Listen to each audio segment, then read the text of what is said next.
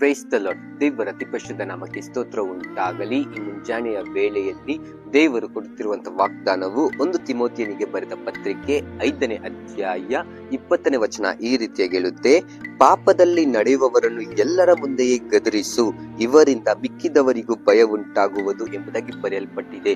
ನನ್ನ ಪ್ರೀತಿಯ ದೇವರ ಜನರೇ, ಪಾಪದ ದಾರಿಯಲ್ಲಿ ನಡೆಯುವವರನ್ನು ನೀವು ಗದರಿಸಬೇಕೆಂಬುದಾಗಿ ದೇವರು ವಾಕ್ಯದ ಮುಖಾಂತರ ಮಾತನಾಡುತ್ತಿದ್ದಾರೆ.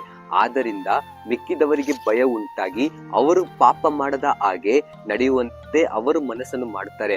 ಆದ್ದರಿಂದ ಯಾರೆಲ್ಲ ಪಾಪ ಮಾಡ್ತಾರೋ ಎಲ್ಲರ ಮುಂದೆ ನಾವು ಗದರಿಸುತ್ತಾ ಅವರನ್ನು ಸರಿಪಡಿಸುತ್ತಾ ಒಳ್ಳೆಯ ದಾರಿಯಲ್ಲಿ ನಡೆಯುವಂತೆ ನಾವು ಪ್ರಯತ್ನವನ್ನು ಮಾಡೋಣ.